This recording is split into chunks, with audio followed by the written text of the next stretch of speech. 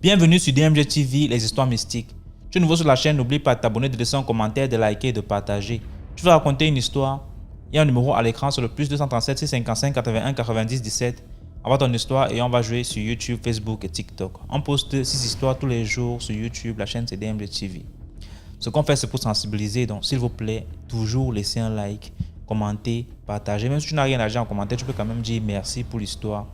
Et si tu veux t'adresser à quelqu'un en particulier, tu peux dire peut-être histoire 1, voilà ce qu'il faut faire, ou alors poser ta question directement après avoir le H. Bonjour DMG, bonjour la team DMG, j'espère que vous allez bien.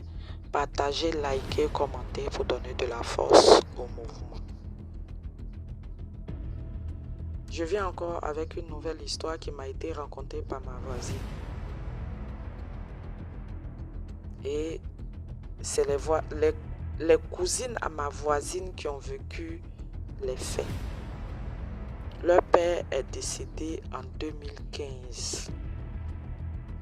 Donc, suite à son décès, vous savez, chez nous en Afrique, quand c'est comme ça, soit c'est le grand frère ou le petit frère à ton père qui vient succéder à l'héritage. Et c'est ce qui a été donc fait. Le petit frère à leur père est venu récupérer tous les biens de leur père. Il est arrivé avec sa femme et lui-même ses enfants.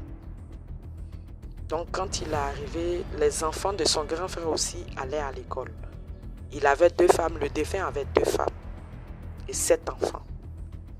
Et donc avec ces 7 enfants, plus lui-même ses enfants, 1 à 2 à 3 ans après,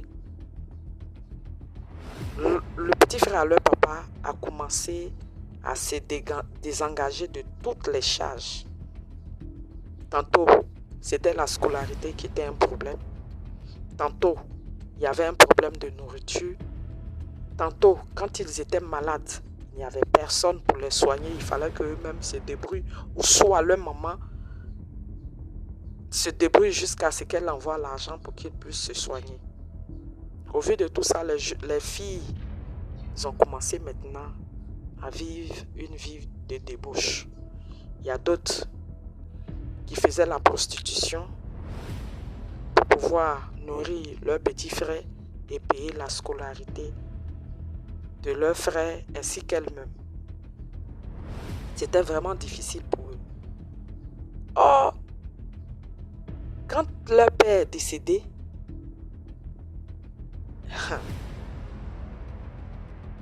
il est allé refaire sa vie dans une autre ville de la Côte d'Ivoire encore, mais toujours dans l'ouest de la Côte d'Ivoire. Je ne cite pas les noms pour ne pas que les concernés reconnaissent l'histoire. C'est la raison pour laquelle je ne cite pas la ville. Et donc, il était là-bas, il s'est remarié, il a fait un champ. En tout cas, tout allait bien pour lui. Et il avait un ami là-bas aussi qui ne savait pas que lui, il était décédé. Mais son ami là ne le connaissait pas quand il vivait dans la ville où les faits se sont passés. Donc, ils ont fait à peu près quelques années ensemble. Et un jour, son ami là a dit que j'ai mon grand frère qui est dans telle ville. Je vais aller le rendre visite parce qu'on m'a dit qu'il était malade. Donc, je veux aller le saluer. Donc, il a dit à son ami que le jour que tu t'en vas, il faut me dire parce que mes enfants sont dans la même ville là. Je vais t'indiquer où ils sont pour que tu puisses aller leur donner quelque chose. Il a dit ok, il n'y a pas de problème. Donc, quand le jour est arrivé, il allait dire au défunt, au défunt qui vit présentement, alors qu'il dans l'autre vie, il est mort. Donc il allait lui dire que oui, aujourd'hui c'est le grand jour que je m'en vais dans la ville, en ville, là où mon frère est. Donc il lui a dit ok, il n'y a pas de problème. Le jour là, La veille déjà, c'est parce que c'est à la veille que le monsieur lui a dit.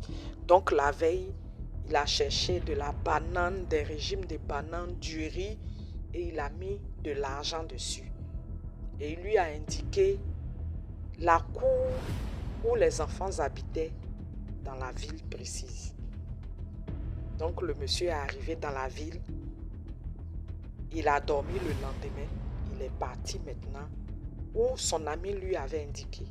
Donc quand il est arrivé là-bas, il a demandé, il a salué d'abord et il s'est renseigné à savoir si il y avait tel enfant. Il a donné et puis le père là-bas, il a donné le nom précis de ses enfants. Donc quand le monsieur est arrivé, il a demandé, elles étaient allées à l'école. Donc on lui a dit que non, qu'à l'heure là, elles vont descendre, elles sont allées à l'école, mais elles descendent dans l'après-midi à telle heure. Donc le monsieur a attendu. Il est parti. À 14h, il est revenu. Quand il est revenu à 14h, la nourriture qu'il avait envoyée, il avait laissé. Et il est parti pour revenir. Donc à 14h, quand il est venu, il a salué les enfants. Les enfants lui ont donné à soir, à boire, lui ont demandé les nouvelles. C'est là maintenant qu'il est rentré dans les nouvelles en disant que c'est votre papa qui m'a dit de venir avec tout ça. Et voilà l'argent. Il m'a donné l'argent de vous remettre. Donc il m'a dit si j'arrive ici, de demander après telle personne. Et si je viens de vous donner la nourriture que j'ai envoyée là, plus l'argent. La plus grande dit que... Attends, vous parlez de qui? Il dit, je parle de telle personne. Elle dit, ah, cette personne-là, il dit oui. Il dit que c'est cette personne-là qui m'a montré chez vous, qui m'a indiqué ici, parce que moi je ne suis pas d'ici, je suis d'une autre ville, mais c'est là-bas il a fait son champ. Donc il m'a demandé de venir avec toutes ces choses-là. Elle dit, monsieur, est-ce que vous êtes pas trompé? Parce que le monsieur dont vous parlez là, c'est mon papa, mais il est décédé. Le monsieur dit non, que le monsieur dont moi je parle là, il est là-bas actuellement, c'est mon grand ami même, c'est mon grand ami. Les filles n'ont pas cru, elles ont refusé cette histoire-là parce que c'était très dur à entendre à l'oreille et avaler. Donc elles ont refusé, mais le monsieur les a tout dit. Elles ont refusé la nourriture sur prétexte que leur papa était déjà mort, qu'elles ne pouvaient pas prendre l'argent, tout ça.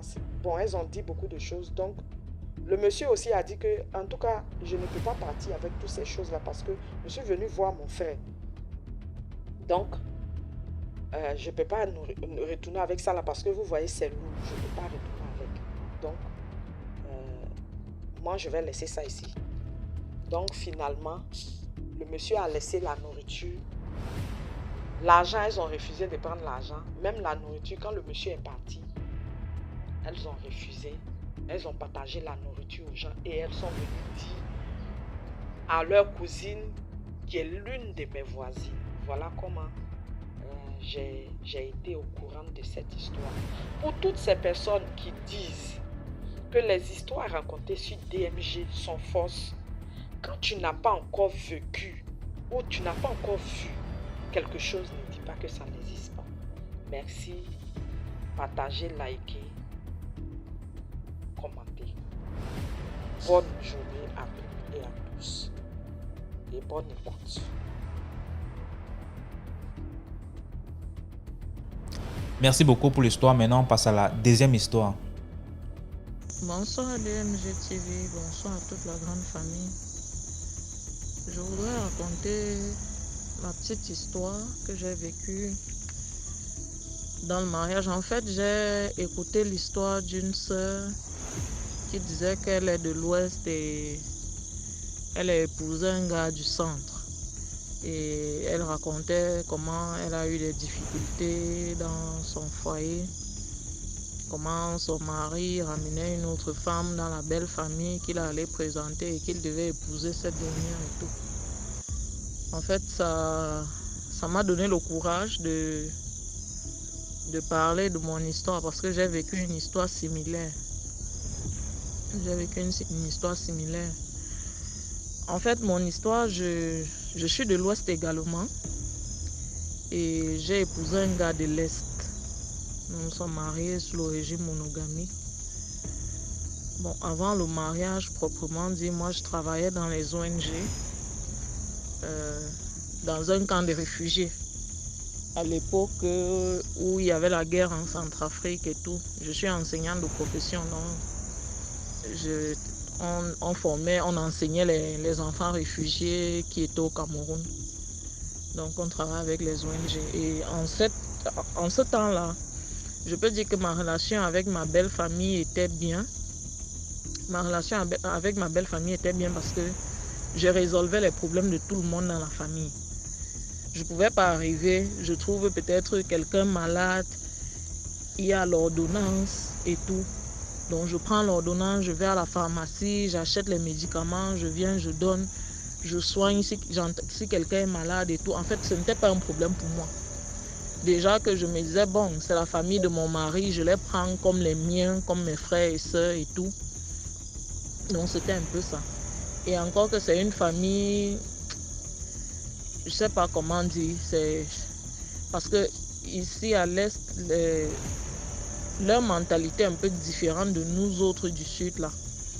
Donc ici, tu vas trouver dans une maison familiale, il y a peut-être des oncles, des tantes, des cousins éloignés, des cousines éloignées en fait. Et les femmes qui sont là, c'est chacune peut-être qui va ramasser son mari dehors, qui ramène à la maison avec les enfants et tout. Donc c'était un peu ce genre, c'était vraiment difficile. Mais moi, ça ne me gênait pas du moment où moi, je ne vivais pas sur place avec eux, puisque je passais ma semaine ailleurs, je travaillais à Garoua-Boulaye à cette époque-là. Donc j'étais à Garoua-Boulaye toute la semaine de lundi à vendredi. Vendredi après les cours, je prenais mon bus pour revenir à Bertois. Donc mon mari et moi, on avait une chambre dans le camp familial. Donc j'étais là le vendredi et parfois je rentrais le dimanche après-midi. Bon, quand je me sentais fatiguée, je quittais le lundi à 4 heures pour arriver à 7 heures et reprendre les cours. Donc c'était comme ça que mon quotidien se passait. Et ça fait donc que je n'avais pas de problème avec eux puisque je n'étais pas là. C'est vrai que les week-ends quand je venais, j'ai ma belle-mère qui cherchait toujours les problèmes, qui est toujours les problèmes entre mon mari et moi. Je dois souligner ici que celle que j'appelle ma belle-mère, c'est pas ma belle-mère en fait, parce que la mère de mon mari, qui est ma vraie belle-mère, est décédée depuis. Elle, je ne l'ai pas connue. Donc maintenant, il y a une de ses tantes qui est la petite sœur à son père. Donc elle est un peu comme la doyenne de la famille. Donc en fait, je sais même pas si vous allez comprendre en fait ce que je vais par là dire. Donc c'est elle que j'appelais ma belle-mère. Cette femme m'a fait vivre je sais pas, j'ai vécu de ces choses. Et comme moi, à cette époque-là, les trucs spirituels, c'est pas que je ne connaissais pas. Je savais au moins que la sorcellerie existe, mais en fait, je connaissais pas trop. En fait, mon esprit n'était pas éveillé par rapport à ces choses-là.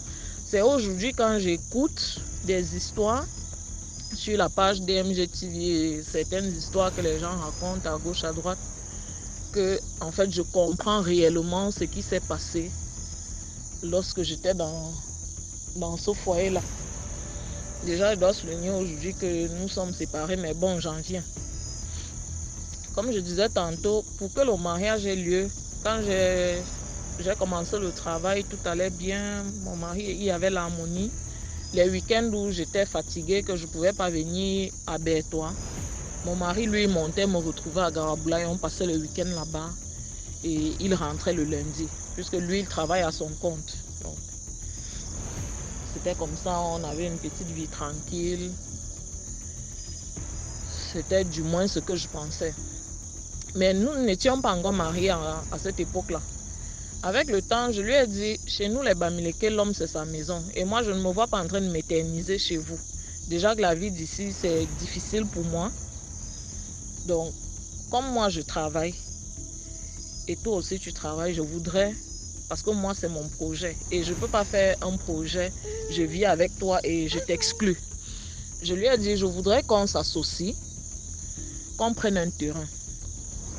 Donc si l'idée te branche, parce que moi je voudrais qu'on quitte le camp familial, peu importe après combien de temps, mais qu'on quitte de là. On a donc, j'ai appelé une de mes tantes pour faire une cotisation et tout. On a commencé la cotisation, c'est comme ça chaque mois. Quand il n'avait pas d'argent, moi je cotisais.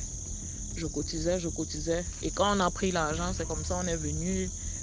Je me suis renseignée dans un quartier voisin. On m'a montré un espace, un terrain à vendre et tout. Je l'ai amené, j'ai dit regarde ici, est-ce que ça te plaît et tout. C'est comme ça on a pu acheter le terrain. Après qu'on ait acheté le terrain, c'est comme ça il se décide donc à venir rencontrer ma famille.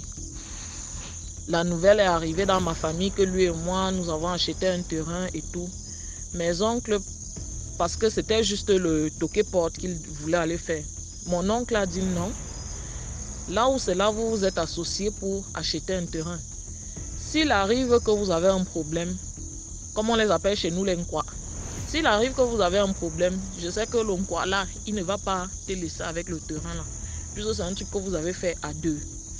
Pour ta sécurité, c'est mieux qu'au lieu de venir faire le toqué-porte et qu'il rentre, l'argent qu'il vient avec pour faire le toqué-porte là, on va s'arranger à ce qu'il fasse ta dot et que vous fassiez l'état civil.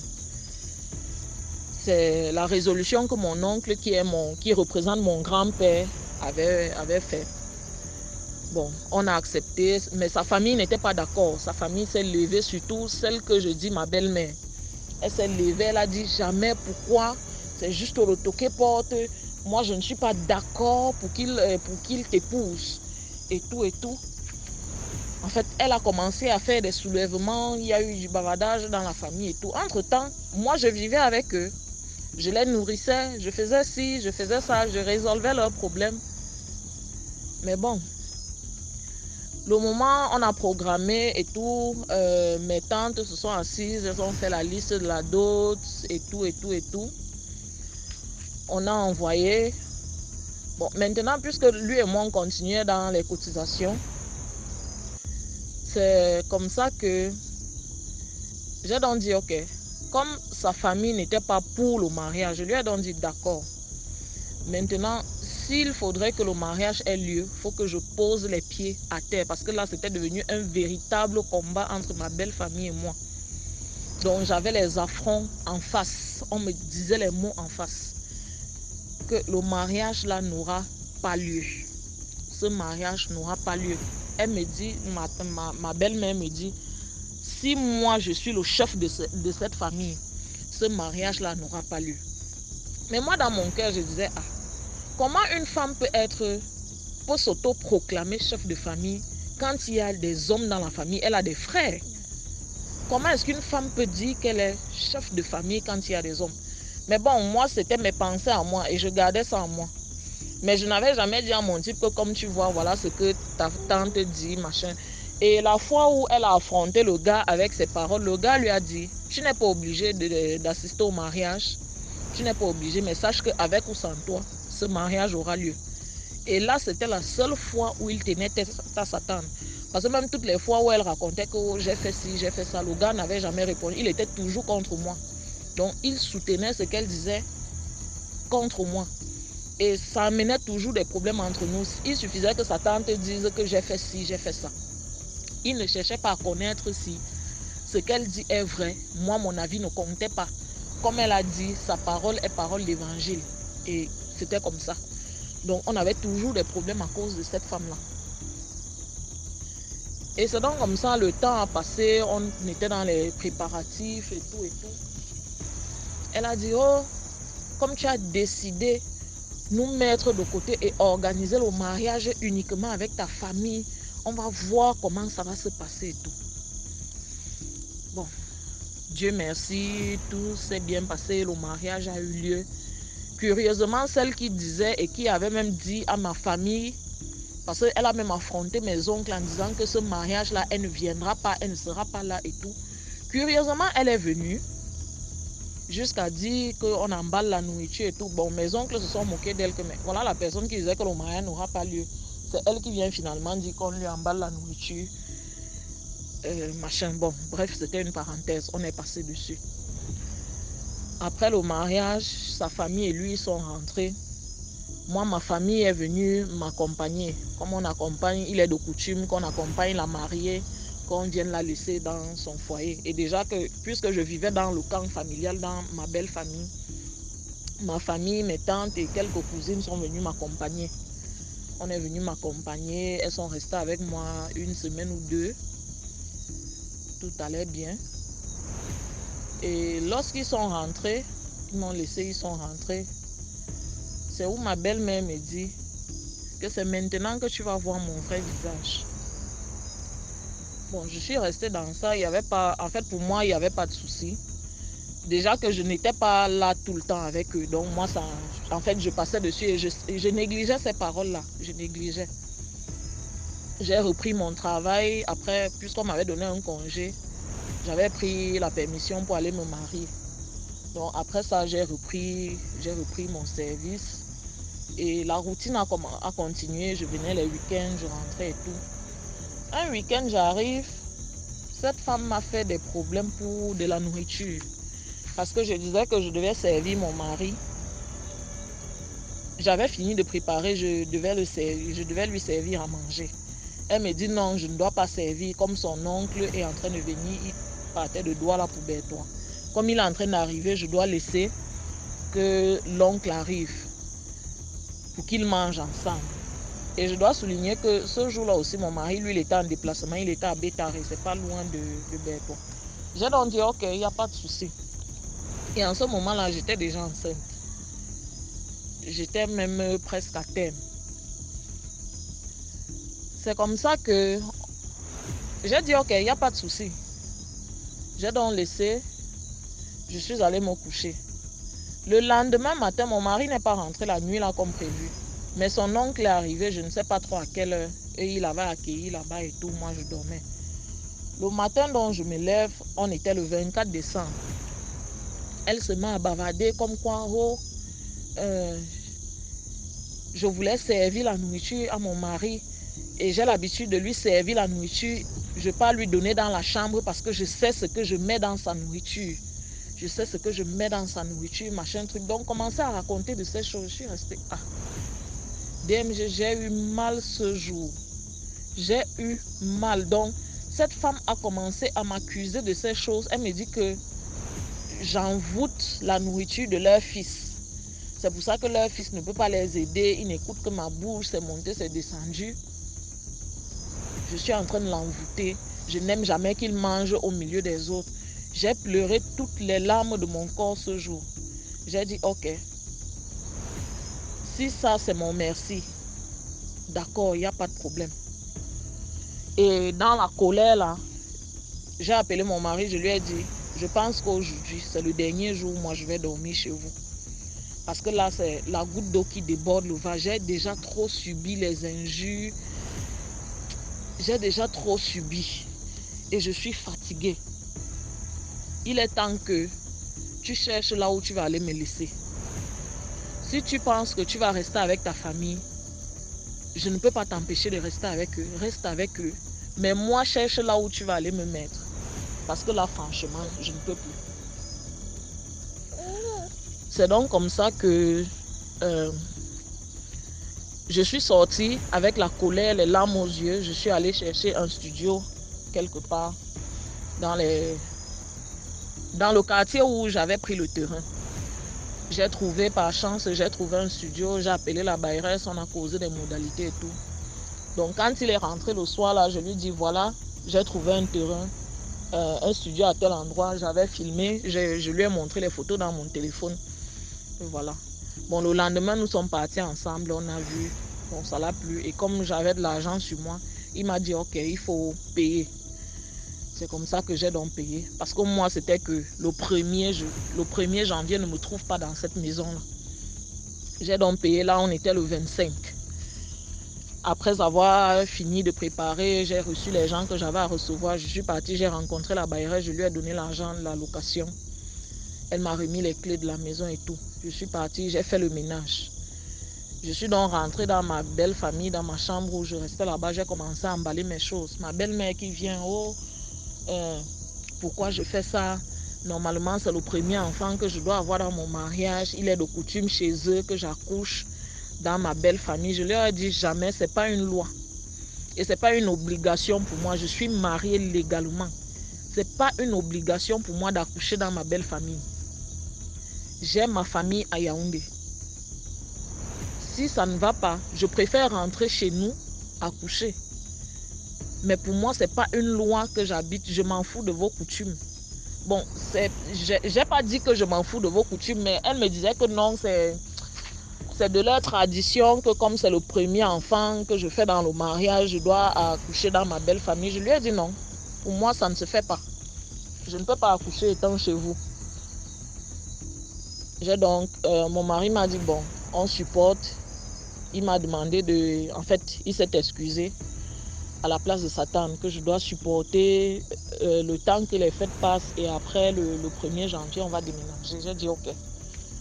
Si après le 1er janvier, moi, le 2, je ne dors plus dans cette maison, il m'a dit d'accord, mais qu'on laisse les fêtes passer. J'ai dit d'accord, il n'y a pas de souci. Après les fêtes dont j'ai déménagé, on a aménagé dans le studio qu'on avait pris. DMG, cette femme, déjà à partir du 24 soir, comme elle a su que j'ai trouvé la maison, à partir du 24 soir, chaque soir, elle était devant ma porte. Et chaque matin à 5 heures, elle était devant ma porte, elle bavardait, elle m'insultait. Quand on a déménagé, chaque matin, 5 heures, donc avant le lever du soleil, elle quittait où elle habite. Elle quittait le quartier Mokolo où elle habite pour venir dans mon quartier à Paulota. Pour ceux qui sont de Bertois, ils vont connaître. C'est pas très loin, on y va à pied. Donc elle sortait là-bas vers 4h30, 5h. Elle marche à pied, elle vient me trouver là. Elle vient à Tok. Nous sommes couchés. Il fait encore noir dehors. Vous savez qu'à 5h, il ne fait pas, le dehors n'est pas clair. Elle vient à Tok à 5h. Quand je demande c'est qui, elle dit c'est moi, Da. Parce que son petit nom c'est Da. Je dis ok. Je me lève, j'ouvre la porte. DMG, elle n'entre pas dans la maison. Donc moi je suis au seuil de la porte à l'intérieur comme je lui ai ouvert. Elle est au seuil de la porte à l'extérieur. Elle me dit je suis sortie, je n'ai pas brossé mes dents parce que j'avais ta parole. DMG, cette femme va me vomir des atrocités. Elle va m'insulter, me dire comment dans leur famille, ça ne se passe pas comme ça. C'est pas moi, une fille bamileke qui vient d'ailleurs, qui va venir changer les coutumes de chez eux. Que comme je pense que j'ai trop gagné parce que j'ai l'acte de mariage, elle va me montrer que ce n'est que le début. DMG, à partir de cet instant, mon mari a totalement changé. Complètement changé. C'était que quand je voyage, déjà que l'enfant est né, il a pris le placenta de l'enfant. Elle est venue à l'hôpital le matin parce que j'avais accouché vers 6h. Elle est arrivée là à 6h du matin qu'elle vient prendre le placenta de l'enfant. J'ai refusé. Mon mari dit oh c'est ma tante, il faut lui donner le placenta. J'ai refusé. Il me dit qu'après tout c'est sa famille et c'est lui qui me commande. Donc que je veuille ou pas, elle va partir avec le placenta. Il enlève le placenta de mon sac. Il remet à cette dame. Je ne sais pas ce qu'on a fait de ce placenta-là. 2 semaines après, mon enfant a développé une maladie. Alors que l'enfant est né, il n'avait aucun problème. 2 semaines après, l'enfant a développé une maladie et tout. Et jusqu'à aujourd'hui, l'enfant est malade. Il a même déjà perdu un œil. Il voit avec un seul œil. L'autre œil est complètement gâté. Donc, je ne sais même pas quoi dire. Bon, bref, c'était une parenthèse. Quand le nombril de l'enfant est tombé, ma tante était là. Elle me dit qui avait pris le placenta de l'enfant. Je dis, c'est la tante à mon mari. Elle me dit que même le nombril de l'enfant, je dois lui donner. J'ai dit non, pourquoi est-ce que je dois lui donner et tout. Mon mari est rentré le soir, le nombril de l'enfant était tombé. Il a pris également le nombril de l'enfant, allait donner à sa tante. DMG, j'ai souffert avec cet enfant. L'enfant était toujours malade, toujours en pleurs. Je n'ai pas connu la paix dans ce foyer-là. Je n'avais pas de paix, donc l'enfant pleurait à tout moment. Il n'y avait pas un instant où je pouvais me reposer. Que ce soit de jour comme de nuit, ça n'allait pas avec mon enfant. Bon, en ce temps, je n'avais pas l'esprit éveillé pour savoir que, voilà, c'est des trucs spirituels et tout.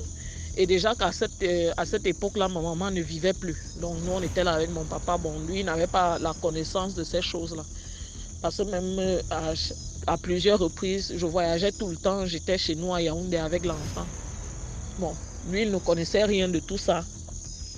Donc, il ne pouvait pas m'aider. C'est comme ça qu'on est resté.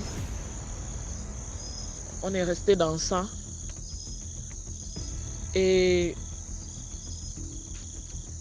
tout le temps, elle venait, elle m'insultait. Mon mari a totalement changé. Donc, il ne me voyait plus. J'étais devenue, j'étais devenue invisible. Donc, lui, tout ce qu'il pouvait faire à la maison, c'était payer le loyer, rationner, mettre les images. Il ne savait pas que non, peut-être j'ai des besoins, je dois me coiffer et tout.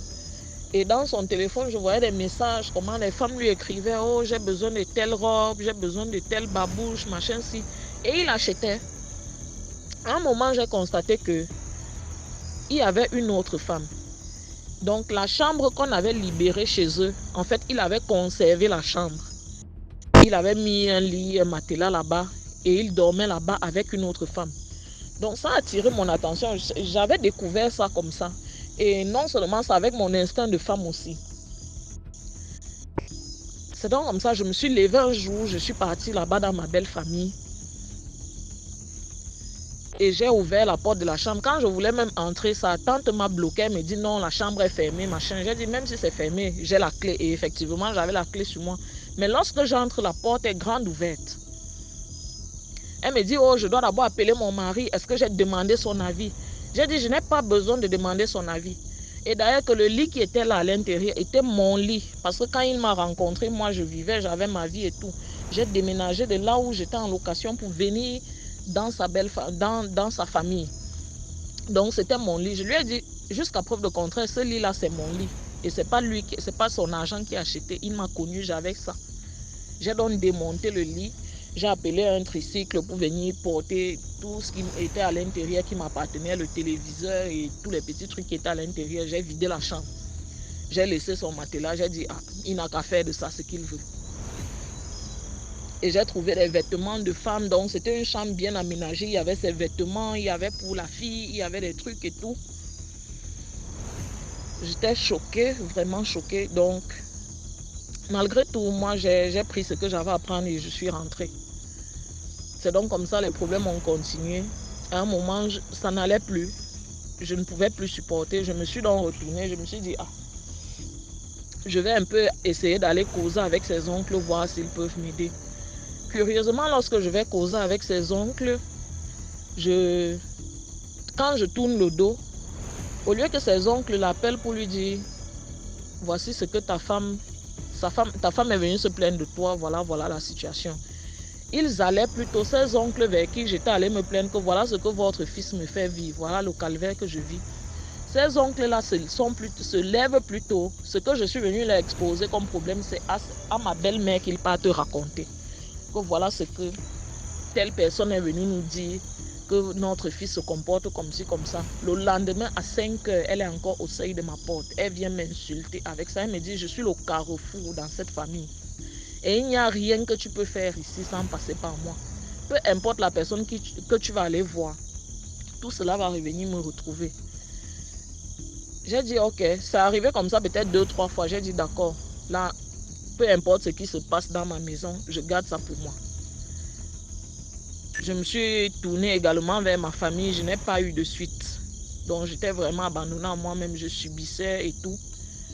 Jusqu'au jour 2 janvier, on a bien passé le premier. On a reçu des gens à la maison. Le lendemain, il n'avait même pas dormi à la maison. Il avait dormi chez eux avec la femme avec qui il avait l'habitude de rester là-bas. Le lendemain, le 2 janvier, il me trouve, il me dit, bon, je pense que toi et moi, je ne peux plus partager ma vie avec toi, je ne peux plus respirer le même air que toi. Moi, je vais refaire ma vie, il est temps que tu refasses ta vie. DMG jusqu'aujourd'hui, c'est comme ça que cet homme est parti. Jusqu'aujourd'hui. Il vit avec cette autre fille, cette même famille qui est allée payer ma dot à Yaoundé dans ma famille. Cette même famille s'est levée, allée faire la dot à cette femme-là. Aujourd'hui, elle est toujours dans la ville de Bertois. Mon mari vit avec elle. Moi, j'ai dit, je n'ai pas de force.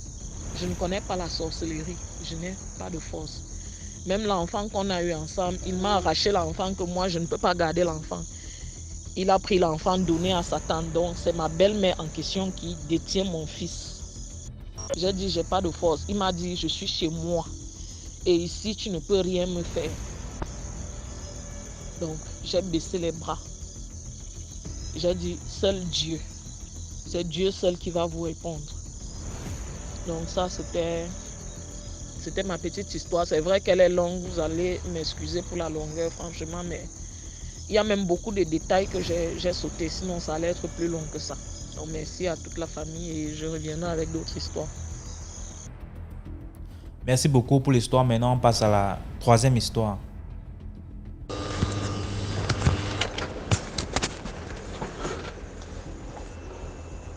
Bonjour DMG, bonjour la famille DMG, c'est encore moi. Voilà. Je suis un jeune Ivoirien. Voilà. C'est l'histoire d'aujourd'hui. Je voulais dire aux gens les rencontres en ligne là. Faites beaucoup attention parce que ce n'est pas les êtres humains seulement qui sont sur le net. Voilà. L'histoire, c'est l'histoire d'un jeune qui vit en Allemagne. C'est un jeune Nigérien qui vit en Allemagne. Le jeune a fait la rencontre avec une fille sur le net. Donc, causait chaque fois. La fille avait 21 ans. Que la fille était vierge.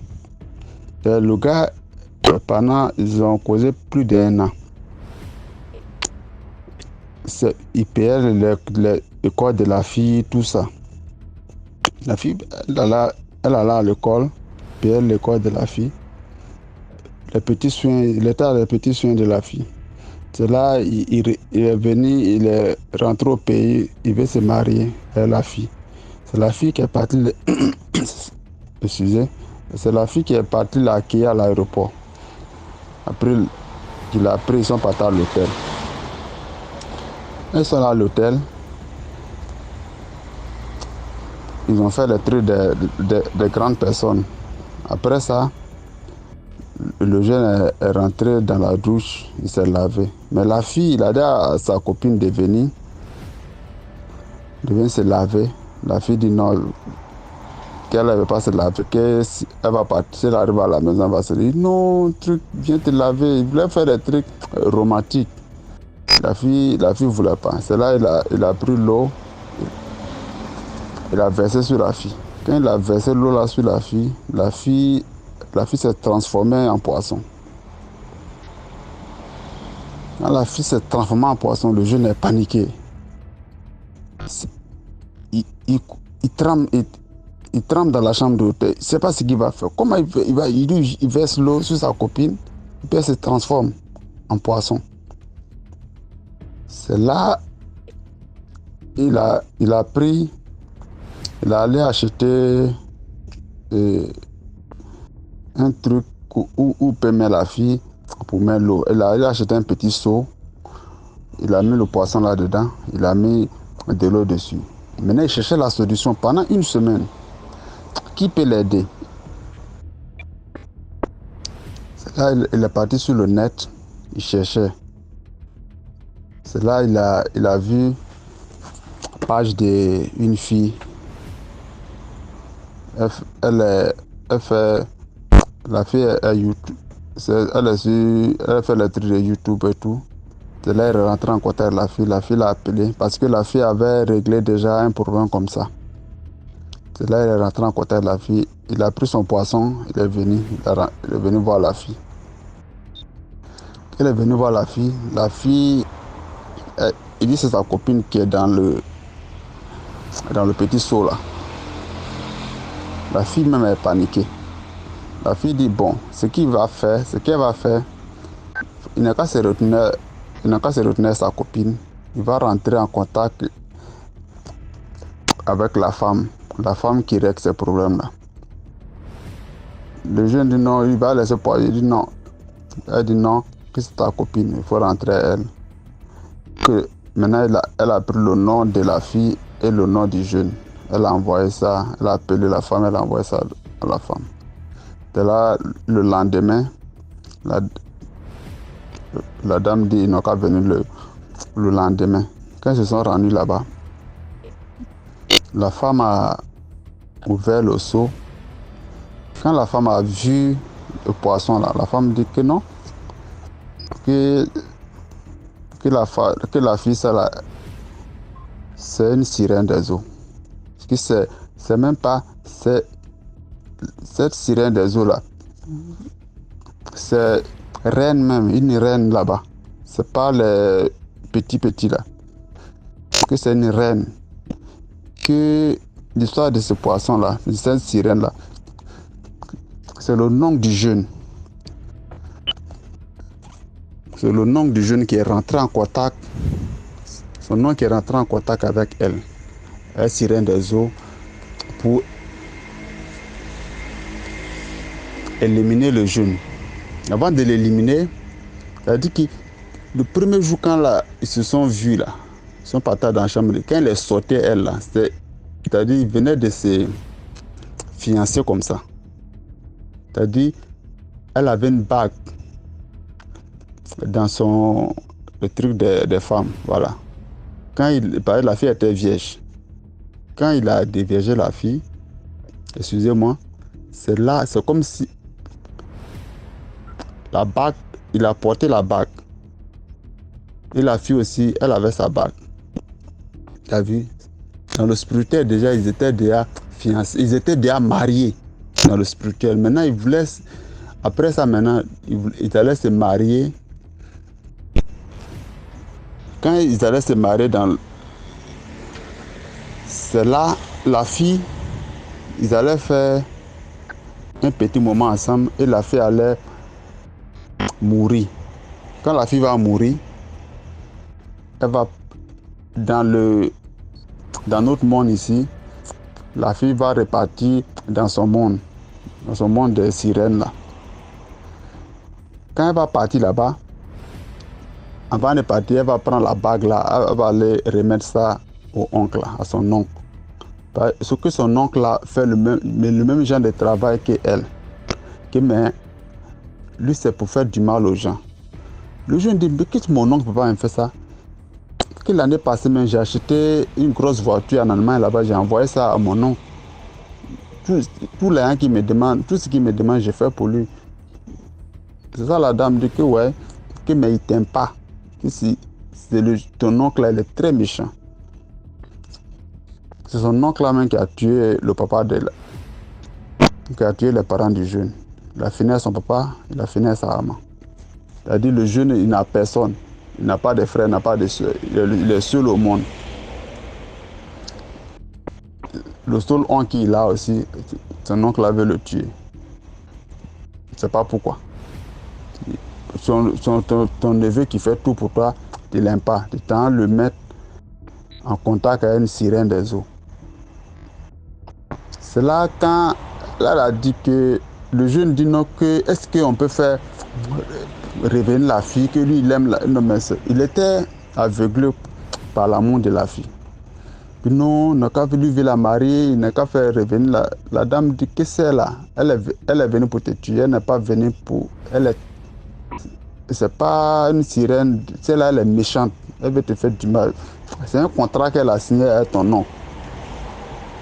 Mais le jeune, il ne voulait pas savoir. Parce que tu sais, les gens qui ont vécu en Europe et tout, leur affaire d'amour est différente de pour nous ici. C'est là ils sont partis auprès de l'eau, au bord de l'eau. Quand ils sont partis, la femme a fait... Avant de partir, ils ont acheté des trucs parce que c'est le lendemain, ils sont venus encore. Le poisson est resté avec la dame. Ils ont acheté des trucs, ils ont fait de ces trucs. C'est là ils sont partis au bord de l'eau. La fille a pris le poisson là pour mettre, elle a fait ce truc. La fille s'est transformée en même temps. Quand elle s'est transformée à une jeune fille là, elle voulait attaquer le jeune. Elle dit à le jeune, pourquoi tu as versé le jugement? Pourquoi il t'a dit de ne pas verser le jugement? Pourquoi tu as versé le jugement? Pourquoi? Elle a dit, je vais partir avec toi. Elle voulait forcer le jeune. À rentrer dans l'eau avec le jeune. C'est là le jeune a vu que l'affaire est sérieuse, l'affaire d'amour l'a quitté. Mais le jeune, il était mou, quoi. Là, il ne croit pas. C'est là la fille de YouTube qui l'a aidé, là. C'est là la fille a commencé à se battre. Elle sirène. La fille, là. C'est là la femme, là a dit qu'il faut remettre ce que tu as appris. C'est-à-dire qu'elle a déjà appris Glory dit monsieur le jeune, comment on dit ça en français? C'est-à-dire l'étoile du jeune, elle avait déjà pris l'étoile du jeune. Maintenant, s'ils étaient barrés au fur et à mesure, elle allait vider le jeune. C'est-à-dire, maintenant, il ne sait pas si c'est son Glory là que son oncle là voulait, là, il ne sait pas. Voilà. C'est là, la femme là a fait des trucs, la fille, elle n'était pas prête à laisser le jeune, hein. C'est là la bague là, la fille a vomi la bague là. La bague qu'elle avait, le bague d'alliance là, elle a vomi ça. C'est là quand elle a vomi, la fille a plongé dans l'eau, elle est partie. Vous voyez, ne faites pas confiance aux gens. Faites beaucoup attention, ne faites pas confiance aux gens. Dans la vie, on ne sait plus à qui il faut faire confiance. Tu te bats pour quelqu'un, c'est la personne qui pense à ta mort. Je voulais dire aux gens de faire beaucoup attention. Elle rencontre, même physiquement même. C'est-à-dire, tu vas en boîte, tu vas rencontrer. Les sirènes, elles sont partout actuellement. Dans les boîtes, dans les trucs, elles sont partout. Faites beaucoup attention. Voilà. Likez, partagez. Au revoir. Merci beaucoup pour l'histoire. Maintenant, on passe à la 4e histoire. Bonjour DMG TV, plus de bénédictions sur nous tous. DMG, je viens raconter aujourd'hui l'histoire d'un très grand musicien africain. Ce musicien-là a fait le featuring avec un musicien qui avait chanté Yogo Kilmi qui avait déclenché le mouvement Azontola. Et avec le dit musicien, ils ont sorti un album qui ils étaient parmi les premiers à avoir un streaming extraordinaire sur YouTube, vidéo, music. Et si vous vous souvenez de la chanson Adonai, en fait, ils ont fait plus de 100 millions de trucs sur YouTube, en fait. Alors, maintenant l'histoire que je raconte, c'est en fait l'histoire de ce chanteur-là, n'est-ce pas? Alors, qu'est-ce qui se passe? Ce chanteur-là était allé, ça fait 7 ans de cela, en 2014. En 2014, le gars repart, le 6 juillet 2014, le gars accompagne l'un de ses meilleurs amis, un grand footballeur de ce pays-là. Il accompagne dans une station balnéaire au sud du pays, au sud de ce pays-là. Et quand ils arrivent là-bas, parce que le footballeur il avait eu une mauvaise saison et il avait vraiment besoin de se relaxer, il était parti avec sa famille et tout, bonne ambiance, musique, nourriture et bon vin. Vous voyez un peu, non? Pendant qu'ils s'amusaient, les gars prennent les jet skis, allons nous balader. Et ce chanteur-là était venu avec une fille, là, donc une de ses copines, une copine. Les deux, la copine monte sur le jet ski du gars, ils partent. Quelques temps plus tard, quand les autres rentrent et tout ça, ceux qui étaient partis rentrent, ceux-là ne rentrent pas. On commence à envoyer les recherches et tout, on ne les trouve pas. Le temps passe. Maintenant, bien sûr, la population commence à accuser le footballeur. Tu as vendu ton ami pour pouvoir booster ta carrière parce que tu as eu une mauvaise saison et les machins comme ça. Le footballeur, lui, refuse de se prononcer au niveau des médias. Lui, il est allé contacter les meilleurs initiés leur suppliant d'aller retirer son ami de l'eau. Parce que, comment dire ça? Les initiés, ils allaient voir et ils ont dit que ton ami est retenu dans l'eau, en fait. Et apparemment, eux, ils sont spécialisés, il y a certains initiés qui sont spécialisés dans le, on va dire quoi? Donc, pour sauver, en fait, les gens qui entrent qui sont arrachés par les entités de l'eau, en fait. Mais les initiés, tous les initiés qu'ils payaient, lui disaient seulement que non, nous sommes arrivés, on les a vus, mais on ne peut pas les prendre parce que c'est plus grave que nous. Et en plus, il cherchait, finalement, il a trouvé un très grand initié, il a payé et tout supplié. Le gars maintenant allait faire des consultations. Les consultations disaient que non, ne touche pas à ce cas-là parce que ce chanteur-là a fait un pacte avec l'eau. Il n'a pas respecté les interdictions. Donc, les gars-là ne peuvent pas, donc les entités-là ne peuvent pas te remettre le chanteur. Laisse le problème. Malgré tout, le footballeur a continué à payer d'autres initiés, il allait chercher d'autres tradis praticiens et tout ça. Il était vraiment désespéré parce qu'on accusait beaucoup. Et ces tradis praticiens-là, un a même failli mourir dans l'eau. Il a fallu qu'il soit aussi sauvé à son tour. Donc un tradit praticien a failli mourir et il a fallu qu'il soit sauvé à son tour. Alors, le tradit praticien qui raconte l'histoire dit qu'à un moment, il était même étonné que, mais attends, les autres continuent comment? Il est reparti chez ses chefs, en fait, parce que même quand tu es initié, il y a quelqu'un qui est toujours au-dessus de toi, qui est comme ton protecteur. Il est allé les voir que, mais je ne comprends pas, si les gens continuent à vouloir sauver l'autre, ce n'est pas possible, n'importe quoi, il y a quelque chose, un sacrifice à faire, quelque chose. Ses chefs lui ont dit, pardon, retire ta main dessus, parce que là, ce n'est pas, c'est la faute du gars, du chanteur. Donc, retire ta main dessus. Les gens là ne vont jamais, les entités là ne vont jamais te remettre. Il a fait un pacte, il n'a pas respecté quelque chose. Toi, retire ta main dessus. Alors, et quand le journaliste demandait alors à l'initié, s'il te plaît, dis-nous qu'est-ce qui s'est passé, tout ça. Il disait que non, il ne peut pas parler plus, ils sont à l'extérieur, il y a des choses qu'on ne parle pas comme ça. Mais il était en train de suggérer par certaines réponses, il disait qu'en fait, je vais vous expliquer, il y a des gens, quand tu fais le pacte, si on te dit par exemple, n'entre pas à l'eau tel jour, si tu y entres, même si tu es avec quelqu'un, on peut vous retenir ensemble. Ou bien si tu n'as pas respecté certaines conditions, le jour où tu arrives, on te retient. Donc il a dit que c'est ça. Et il disait aussi que vous vous rendez compte que quand par exemple quelqu'un normalement entre dans l'eau et ces entités-là le prennent, généralement, on peut aller, on fait les rites, on fait les trucs, les entités te renvoient ou bien renvoient même ton corps. Il y a des gens qui ont même fait des dizaines d'années dans l'eau et ils sont sortis. Et généralement, ils sortent même avec des dons et tout ça. Ils ont appris quelque chose dans l'eau. Mais que dans le cas de celui-ci, il ne va pas sortir parce qu'il y a d'autres choses dont il ne peut pas dévoiler au public. Et il disait aussi que normalement, l'eau, quand c'est quelqu'un de simple qui est entré dans l'eau, il s'est noyé et tout ça, non, l'eau renvoie ton corps, l'eau renvoie ton corps. Mais dans ce cas-ci, même un bout de vêtement n'a pas été renvoyé. Donc, et il disait aussi, il y a des gens qui entrent, ils font souvent certains pactes. Quand ils meurent, ces entités-là prennent même le corps. Ton corps ne peut pas être remis à ta famille. Vous comprenez, dans la famille. Donc, c'est tout ce qu'il a raconté et justement, le journaliste attirait l'attention en disant que voilà, maintenant, 7 années sont passées, ils seront déclarés officiellement morts parce qu'au Ghana, quand tu as fait 7 ans, on n'a pas pu prouver que tu es vivant, tu es finalement déclaré mort. Donc, la famille, passez une bonne journée, prions beaucoup et faisons attention. Bon, on va encore dire faisons attention. Parfois, il y a des choses qui ne dépendent pas de ta volonté. Le pauvre footballeur, malgré tout, son image a été un peu tachée parce qu'on l'accusait déjà. On l'accusait déjà. Donc, tu peux être avec ton ami, il allait tremper quelque part, quelque chose lui arrive, on regarde dans ta direction alors que tu ne sais même pas. Mais heureusement, tous les initiés disent que non, son ami n'a rien à voir, que c'est ce gars-là il est responsable de sa propre... Bon, on ne peut pas dire mort, il vit ailleurs, il vit dans un autre monde parallèle. Donc, passez une bonne journée. Bye. Merci beaucoup pour l'histoire. Maintenant, on passe à la 5e histoire. Bonjour BMG, bonjour la team. Likez, partagez parce que nous sommes sur une page qui nous mène dans le droit chemin,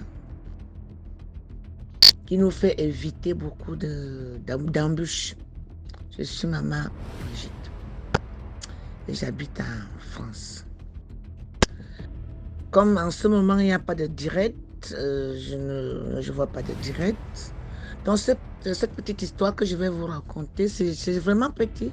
Et je pense que c'est un conseil. Voilà.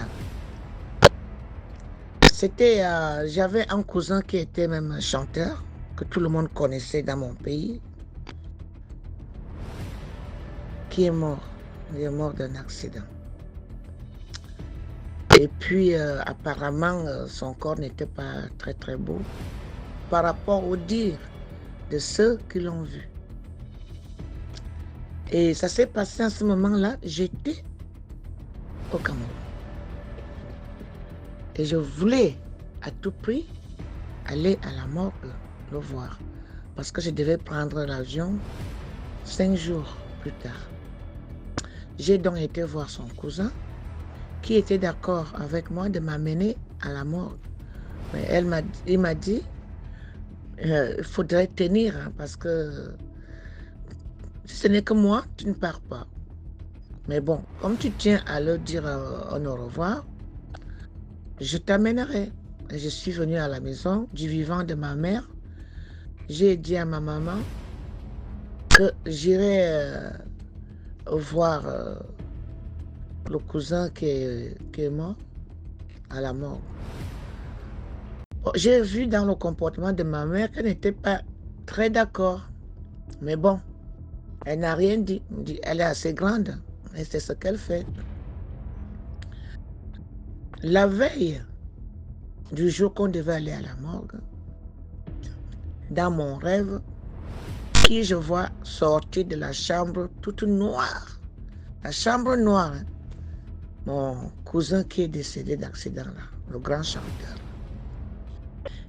Il y avait ma petite sœur, il y avait d'autres personnes, et quelqu'un a préparé ce qu'on appelle chez nous le sangwan, c'est-à-dire les grains de concombre, courgettes si on veut. Et c'était comme ça, il n'y avait pas ni poisson séché, ni viande, ni rien. Il n'y avait pas. Il n'y avait que le ngone là. Il est sorti péniblement de la chambre, il boitait un peu, et il est venu s'installer avec nous. Et on nous a tous donné des cuillères. Et j'étais étonnée de le voir. Je dis, mais toi tu es là avec nous, n'est-ce pas que tu es mort? Il me dit, mais c'est ça que vous appelez mort. Alors, si ce n'est pas ça, alors, comment tu te sens là-bas?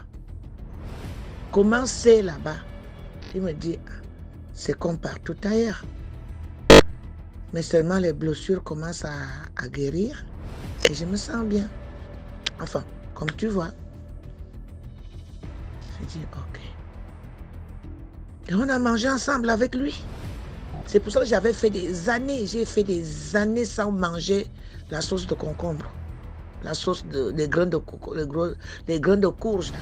Des années, je n'ai pas mangé ça.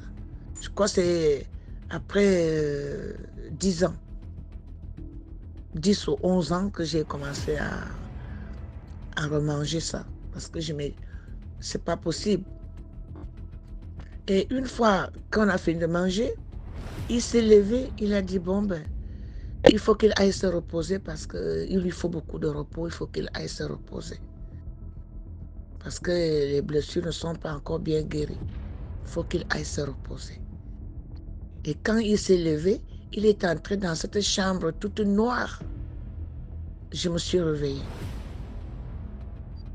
Le lendemain, j'ai raconté mon histoire à ma mère, mon rêve à ma mère. Elle m'a dit, comme tu voulais aller le dire au revoir, il est venu en personne te voir pour que tu n'ailles pas le voir tel qu'il est couché là-bas.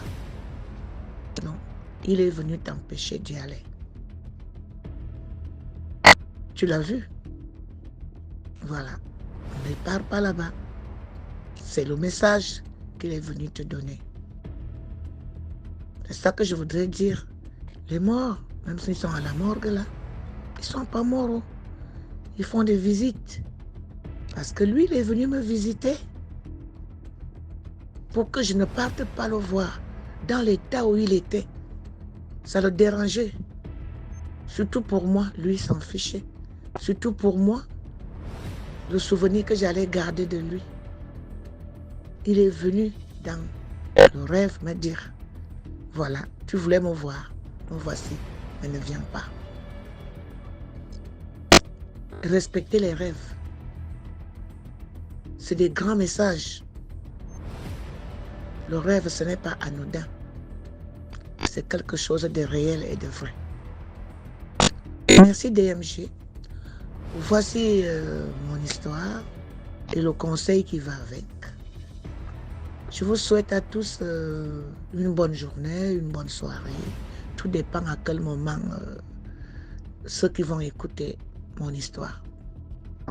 Merci DMG. Continue comme ça et sois abondamment béni. Merci. Merci beaucoup pour l'histoire. Maintenant, on passe à la 6e histoire.